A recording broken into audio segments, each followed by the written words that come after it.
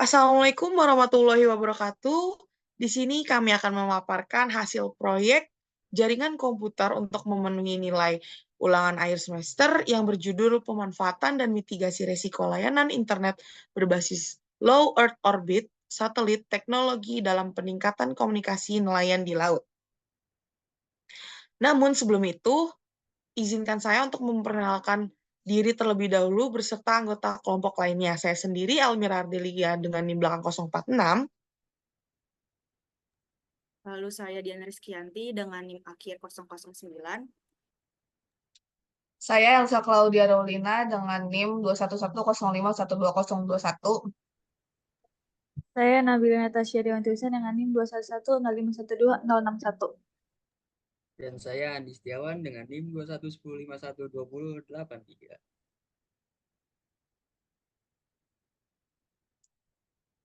Baik, di sini ada beberapa pembahasan yaitu terkait pendahuluan, analisis kebutuhan, desain jaringan, dan juga penutup. Next. Pendahuluan.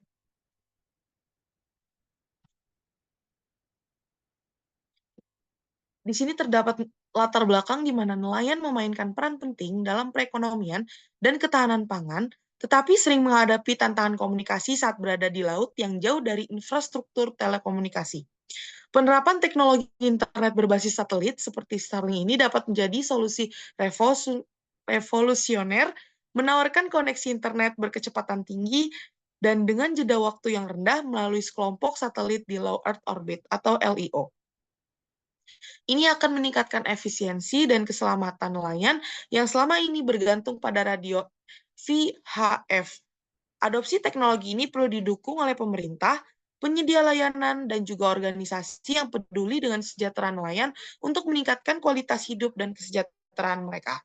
Next. Rumusan masalah. Yang pertama, bagaimana kondisi akses komunikasi saat ini yang dimiliki oleh nelayan di perairan terbuka dan apa saja tantangan utama yang mereka hadapi.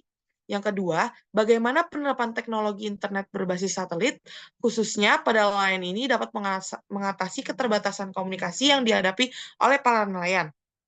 Dan yang ketiga, apa saja dampak potensi dari penerapan teknologi ini terhadap efisiensi, keselamatan, dan kesejahteraan nelayan. Next.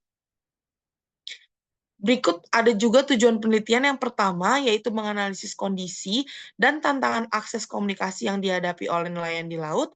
Kemudian yang kedua, mengevaluasi potensi penerapan teknologi internet berbasis satelit dalam meningkatkan komunikasi di laut bagi nelayan. Dan yang ketiga, mengukur dampak penerapan teknologi ini terhadap efisiensi operasional, keselamatan kerja, dan kesejahteraan nelayan. Berikutnya adapun manfaat penelitian. Yang pertama, memberikan wawasan mendalam mengenai kondisi dan kebutuhan komunikasi nelayan di perairan terbuka. Yang kedua, memberikan rekomendasi praktis bagi pemerintah, penyedia layanan teknologi, dan organisasi terkait dalam mendukung implementasi teknologi komunikasi modern untuk nelayan. Yang ketiga, menyediakan dasar analisis yang komprehensif mengenai potensi manfaat teknologi internet berbasis satelit bagi sektor perikanan, dan yang terakhir, berkontribusi terhadap peningkatan efisiensi, keselamatan, dan kesejahteraan komunitas nelayan melalui solusi komunikasi yang lebih andal dan terjangkau. Next. Selanjutnya akan dijelaskan oleh teman saya. Selanjutnya ada analisis kebutuhan bab 2. Untuk identifikasi kebutuhan, pemanfaatan layanan internet berbasis satelit Low Earth Orbit bertujuan untuk meningkatkan komunikasi nelayan di laut. Teknologi ini akan memudahkan koordinasi dan meningkatkan produktivitas kerja nelayan dengan memfasilitasi pertukaran data, suara, dan video antara nelayan di laut dengan stasiun darat. Data yang akan dikirimkan melalui layanan ini antara lain panggilan suara, pesan singkat, video konferensi untuk koordinasi jarak jauh, serta data IoT seperti lokasi dan kondisi kapal. Aplikasi ini ditargetkan untuk digunakan oleh nelayan yang beroperasi di perairan laut lepas. Nah, untuk kebutuhan fungsionalnya ada tiga yaitu kebutuhan bandwidth, toleransi latensi, ekspektasi waktu kerja, dan keandalan. Nah, untuk kebutuhan bandwidth yaitu kebutuhan bandwidth untuk layanan internet satelit low Earth orbit. Dalam meningkatkan komunikasi nelayan di laut akan bervariasi tergantung pada beberapa faktor, antara lain jumlah pengguna, jenis aplikasi, dan kualitas layanan. Lalu ada yang kedua ada toleransi latensi. Toleransi latensi untuk layanan internet satelit low orbit atau LEO ini dalam meningkatkan komunikasi nelayan di laut juga akan bervariasi tergantung pada jenis aplikasi yang digunakan. Yang pertama itu ada komunikasi suara. Latensi yang ideal untuk komunikasi suara tersebut yaitu kurang dari 100 milisecond. Lalu kedua ada pesan instan. Yaitu latensi yang ideal untuk pesan instan itu kurang dari 50 milisecond. Lalu untuk email, latensi yang ideal untuk email itu kurang dari 250 milisecond. Nah, yang ketiga itu ada ekspektasi waktu kerja dan keandalan. Nelayan membutuhkan layanan internet yang andal dan tersedia 20/7. Yaitu layanan internet satelit LEO umumnya menawarkan uptime tinggi, namun masih dapat terganggu oleh cuaca atau faktor lain. Penting memilih layanan dengan uptime tinggi dan jaminan layanan kuat. Nelayan juga harus memiliki rencana cadangan jika layanan satelit LEO tidak sedia. Terdapat beberapa resiko terkait dengan penggunaan layanan internet satelit low Earth orbit atau LEO untuk meningkatkan komunikasi nelayan di laut, antara lain yaitu pertama ada cuaca buruk yang dapat mengganggu sinyal satelit dan menyebabkan gangguan layanan. Dua, interferensi dari sumber lain seperti menara seluler atau satelit lainnya dapat mempengaruhi kualitas layanan. Yang ketiga ada layanan internet satelit low Earth orbit yang rentan terhadap serangan cyber. Lalu kita masuk ke kebutuhan non-fungsional, yaitu terdapat 3 juga, yaitu pertimbangan keamanan, persyaratan peraturan dan kepatuhan, skala dan kebutuhan pemeriksaan masa depan. Yang pertama ada pertimbangan keamanan. Pertama itu mempertimbangkan adanya implementasi enkripsi data untuk melindungi komunikasi antara terminal pengguna layanan dan infrastruktur LEO. Lalu mempertimbangkan adanya pembaruan perangkat lunak firmware secara berkala untuk mengatasi kerentanan keamanan. Yang ketiga ada mempertimbangkan adanya penyimpanan data yang aman dan terenkripsi di pusat data yang terlindungi. Lalu untuk persyaratan peraturan dan kepatuhan yaitu ada perizinan spektrum, peraturan privasi data, dan keamanan cyber. Untuk skalabilitas dan kebutuhan pemeriksaan masa depan, yaitu pertama ada arsitektur yang dapat diskalakan, lalu ada kemampuan layanan yang dapat diperluas, dan ketiga ada standar terbuka dan interoperabilitas. Selanjutnya akan dilanjutkan oleh rekan saya. Baik, di sini saya akan menjelaskan terkait analisis kelayakan dari penggunaan LEO satelit teknologi dalam peningkatan komunikasi nelayan di laut. Nah, untuk analisis kelayakannya yaitu teknologi satelit LEO dapat menyediakan layanan internet broadband berkualitas bagi nelayan di laut lepas dengan cakupan luas. Meskipun biaya awalnya lebih mahal dibanding 5G, analisis menunjukkan manfaat peningkatan produktivitas dan efisiensi nelayan dapat menutup biaya operasionalnya dalam jangka panjang. Dengan fleksibilitas yang tidak tergantung pada infrastruktur darat, penerapan teknologi ini dianggap layak untuk meningkatkan konektivitas nelayan. Selanjutnya masuk ke bab 3 yaitu desain jaringan. Berikut ini adalah topologi jaringan yang sudah dirancang oleh kelompok kami, yaitu untuk penggunaan topologinya adalah topologi star dan juga topologi mesh. Seperti yang dapat dilihat, untuk bagian atasnya adalah Starlink-nya, dan yang ke bawahnya adalah salah satu contoh dari penggunaan kapal dan disambungkan dengan menggunakan ground station dan output akhirnya adalah internet. Nah, kenapa sih kita menggunakan topologi star di laut? Karena setiap kapal nelayan dilengkapi terminal satelit Starlink, dan untuk topologi star yaitu terminal berkomunikasi langsung dengan satelit Starlink LEO dan membentuk konfigurasi bintang. Sedangkan untuk topologi mesh-nya untuk di darat, bermanfaat untuk stasiun darat saling terhubung dalam topologi mesh, dan yang kedua memastikan data dapat dialihkan jika suatu stasiun gagal atau lemah dan menjaga layanan tetap berjalan. Nah, apa sih manfaat jika kita menggunakan dari topologi star dan topologi mesh ini, yaitu tingkat kesalahan yang lebih rendah dan dengan menggunakan keunggulan deteksi kesalahan, bintang dan juga topologi mesh, jaringan hybrid lebih tahan terhadap kegagalan komponen-komponen luar. Selain itu juga dengan menggunakan dua topologi ini, penggunaan biaya lebih efektif dan tetap menjaga performa jaringan. Next. Nah, dan ini adalah network arsitektur yang kelompok kami sudah buat terkait proyek kami. Dapat dilihat bahwa terdapat satelit di bagian atas atau wireless router. Nah, perannya ini untuk bertindak sebagai penghubung utama antara nelayan di laut dan juga ISP di daratan. Selain itu, dengan menggunakan satelit ini dapat menggunakan teknologi LEO untuk menyediakan koneksi internet dengan latensi yang lebih rendah dan kecepatan yang lebih tinggi dibandingkan satelit geostasioner.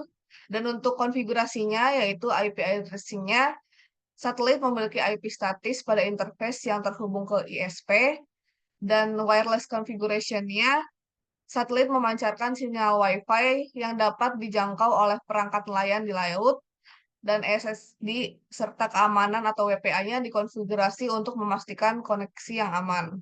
Selanjutnya ada ISP atau Internet Service Provider. Perannya ini untuk menyediakan akses internet ke satelit yang kemudian didistribusikan ke kapal nelayan, dan untuk fungsinya sendiri sebagai titik keluar ke internet global serta memastikan bahwa data dari kapal nelayan diteruskan dengan benar dan seimbang.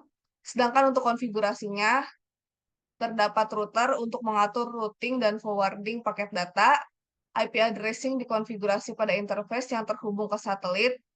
Selanjutnya ada switch-nya. Ini menghubungkan sebagai peran perangkat dalam jaringan ISP untuk memastikan efisiensi dalam distribusi paket data. Dan juga terdapat monitoring PC untuk mengawasi jaringan untuk memastikan konektivitas dan performa yang optimal. Selanjutnya ada kapal nelayan yang digambarkan dengan laptop dan Wi-Fi. Perannya itu untuk mengakses internet untuk berbagai kebutuhan komunikasi dan operasional nelayan. Dan fungsi dari kapal nelayannya ini sendiri untuk mendukung aplikasi penting seperti cuaca, navigasi, dan komunikasi dengan basis daratan.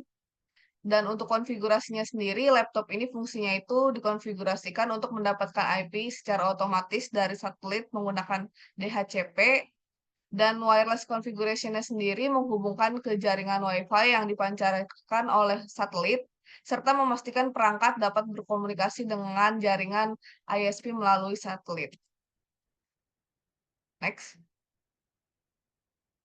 Nah, untuk komponen jaringannya sendiri terdapat 5 komponen, yaitu yang pertama terminal satelit Starlink di kapal dengan menggunakan antena dish dan modem router.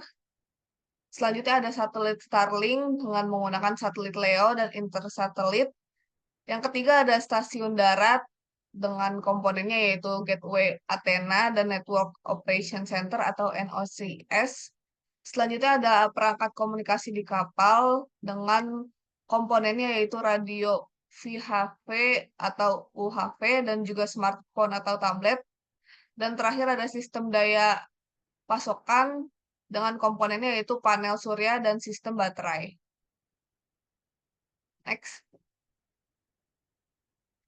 Dan terakhir untuk konektivitas dan interkonektivitasnya ini sendiri terdapat 8 bagian, yaitu untuk konektivitas global, kecepatan dan kualitas jaringan, keandalan, interkonektivitas dengan infrastruktur yang ada, roaming tanpa hambatan, yang keenam keamanan jaringan, yang ketujuh efektivitas biaya, dan kedelapan adalah pengalaman pengguna. Selanjutnya akan dijelaskan oleh teman saya. Baik, selanjutnya saya akan menjelaskan mengenai kinerja jaringan. Kinerja jaringan sendiri merupakan salah satu elemen paling penting untuk dipertimbangkan, karena mempengaruhi efektivitas dan efisiensi layanan internet yang disediakan. Ada beberapa aspek nih yang relevan dengan kinerja jaringan, yaitu yang pertama ada aspek kecepatan jaringan. Untuk aspek kecepatan jaringan ini mengacu pada kecepatan transfer data melalui jaringan internet. Dengan kecepatan ini memungkinkan nelayan untuk mengakses data seperti cuaca, navigasi, dan komunikasi secara cepat. Selanjutnya, aspek yang kedua yaitu ada aspek latensi. Latensi sendiri adalah waktu yang dibutuhkan untuk perpindahan data. LIO memiliki latensi yang rendah sekitar 20-40 milisecond. Latensi yang rendah ini sangat penting untuk aplikasi real-time agar nelayan selamat. Lalu yang ketiga ada aspek ketersediaan jaringan. Ketersediaan jaringan ini sangat penting untuk komunikasi yang konstan dan akses informasi yang berkelanjutan. Kemudian ada aspek reliabilitas jaringan. Aspek ini menjamin bahwa nelayan selalu memiliki akses internet yang stabil, yang esensial untuk operasi harian dan situasi darurat. Aspek selanjutnya ada bandwidth dan kapasitas. LIO menyediakan bandwidth yang memadai untuk berbagai kebutuhan nelayan yang memerlukan transfer data besar tanpa penurunan kinerja. Lalu selanjutnya ada aspek quality of service. LIO menggunakan mekanisme quality of service ini untuk memastikan bahwa aplikasi kritis seperti panggilan suara dan data navigasi mendapat prioritas yang lebih tinggi. Kemudian ada aspek pengalaman pengguna. Pengalaman pengguna ini mencakup keseluruhan persepsi dan interaksi pengguna dengan nelayan jaringan. Dan yang terakhir ada aspek manajemen jaringan. Manajemen jaringan ini mencakup pemantauan dan pengelolaan kinerja jaringan untuk memastikan operasi yang optimal. Dari aspek tersebut dapat disimpulkan bahwa kinerja jaringan LIO menawarkan solusi yang unggul dan andal untuk kepentingan dan kebutuhan komunikasi nelayan di laut. Dengan kecepatan tinggi, latensi yang rendah, ketersediaan dan reliabilitas yang tinggi, serta kemampuan manajemen jaringan yang baik, LIO ini memastikan bahwa nelayan dapat mengakses informasi dan komunikasi dengan lebih efisien dan aman. Next slide. Selanjutnya ada kapasitas saat ini. LIO ini telah meluncurkan lebih dari 2.000 satelit LIO yang dapat melayani dari 250.000 pelayanan global. Kecepatan download mencapai hingga 220 Mbps dan upload hingga 20 Mbps, tergantung pada lokasi dan cuaca. Faktor-faktor yang dapat mempengaruhi kapasitas seperti jumlah satelit, dikarenakan lebih banyak satelit meningkatkan cakupan dan kapasitas. Lalu ada lokasi, yaitu area dengan kepadatan satelit yang tinggi dapat memiliki kapasitas yang lebih baik. Lalu ada kondisi cuaca. Cuaca yang buruk dapat menurunkan kualitas sinyal, dan yang faktor yang terakhir ada permintaan, yaitu kapasitas juga dipengaruhi oleh jumlah pengguna di area tertentu. Next slide. Selanjutnya itu ada kebutuhan masa depan untuk LIO diprediksi akan terus meningkatkan seiring dengan meningkatnya jumlah pengguna dan aplikasi yang menggunakan layanan internet satelit. Berikut ini ada beberapa faktor yang dapat mempengaruhi kebutuhan masa depan LIO. Faktor yang pertama, pertumbuhan pengguna. Diperkirakan jumlah pengguna LIO ini akan terus meningkat di tahun yang akan mendatang. Lalu, faktor yang kedua, permintaan bandwidth. Permintaan ini untuk aplikasi seperti streaming video dan game online yang diperkirakan akan terus meningkat. Lalu, faktor yang ketiga yaitu pengembangan teknologi. Pengembangan teknologi yang baru seperti 5G dan Internet of Things dapat meningkatkan permintaan bandwidth di masa depan. Selain itu juga, LIO perlu meningkatkan kapasitasnya untuk memenuhi kebutuhan masa depan. Hal ini yang dapat dilakukan beberapa antara lain seperti yang pertama, meluncurkan lebih banyak satelit seperti SpaceX yang berencana untuk meluncurkan hingga 42.000 satelit LIO ke orbit. Lalu yang kedua, meningkatkan kemampuan satelit. Misalnya SpaceX terus mengembangkan teknologi satelit LIO untuk meningkatkan kapasitas dan kinerja. Lalu yang terakhir, membangun infrastruktur ground. Contohnya SpaceX perlu membangun infrastruktur ground yang lebih besar untuk mendukung LIO. Next slide. Selanjutnya akan dijelaskan oleh teman saya, Nabila. Baik, selanjutnya mengenai tindakan toleransi kesalahan atau fault tolerance measure, di mana itu merupakan langkah-langkah yang diambil untuk memastikan sistem tetap berfungsi meskipun terjadi gangguan atau kegagalan. Nah, beberapa langkah toleransi kesalahan yang dapat diimplementasikan itu yang pertama ada redundansi perangkat keras. Yang pertama ada perangkat cadangan dengan menyediakan perangkat penerima sinyal low Earth orbit cadangan setiap kapal nelayan untuk memastikan konektivitas tetap terjaga jika perangkat utama mengalami kerusakan. Yang kedua, komponen tahan lama dengan menggunakan perangkat keras yang dirancang khusus untuk tahan terhadap kondisi laut yang keras seperti kelembapan tinggi, korosi, dan guncangan.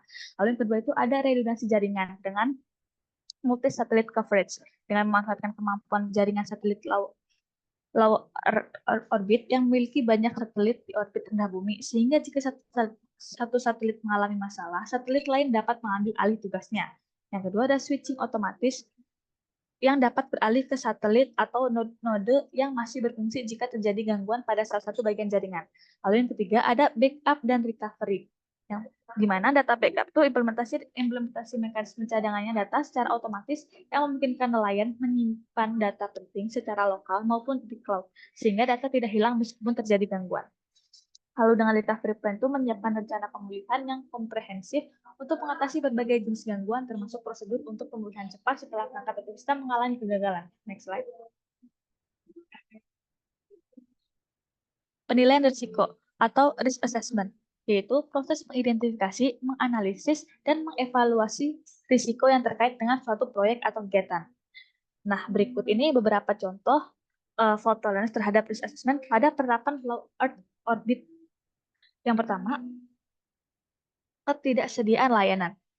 Low Earth orbit mungkin tidak tersedia di semua wilayah laut, terutama di daerah terpencil atau dengan kondisi cuaca ekstrim, maka solusinya adalah Low Earth orbit dapat bekerjasama dengan operator satelit lain untuk menyediakan cakupan layanan yang lebih luas, dan Low Earth orbit dapat mengembangkan teknologi untuk meningkatkan ketahanan layanan terhadap gangguan cuaca seperti antena yang dapat melacak satelit dengan lebih presisi. Lalu yang kedua, kegagalan peralatan. Peralatan low Earth orbit seperti antena dan terminal mungkin rentan terhadap kerusakan atau kegagalan, terutama di lingkungan laut yang keras. Maka dari itu, low Earth orbit dapat menggunakan material yang lebih tahan lama dan tahan air untuk peralatannya. Lalu yang ketiga, keamanan cyber.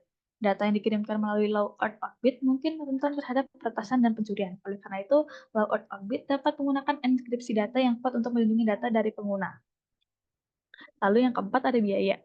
Biaya peralatan low Earth orbit dan langganan bulanan mungkin terlalu mahal bagi beberapa nelayan. Untuk itu, low Earth orbit dapat menawarkan subsidi atau program bantuan keuangan bagi nelayan yang berpenghasilan rendah. Next slide. Bab 4, penutup. Next slide. Lalu kesimpulan dari analisis yang telah kami lakukan, yang pertama yaitu teknologi internet satelit berbasis low Earth orbit seperti layanan Starlink mampu mengatasi keterbatasan tersebut dengan menyediakan konektivitas broadband berkinerja tinggi. Lalu yang kedua, implementasi Starlink akan memberikan manfaat signifikan dalam meningkatkan komunikasi, efisiensi, produktivitas, dan keselamatan nelayan di perairan terbuka. Yang ketiga, kelayakan ekonomi penerapan Starlink dapat dikelola melalui skema tarif dan subsidi yang relevan. Dan yang terakhir, perlu adanya dukungan multi pihak untuk memaksimalkan manfaat Starlink bagi peningkatan ketahanan dan kesejahteraan komunitas nelayan. Next slide. Selanjutnya mengenai saran. Yang pertama, Starlink perlu mengeluarkan paket layanan khusus dengan biaya terminasi yang terjangkau untuk nelayan. Lalu yang kedua itu, organisasi mitra perlu terlibat dalam pelatihan, sertifikasi pengguna, dan dukungan layanan Starlink bagi nelayan.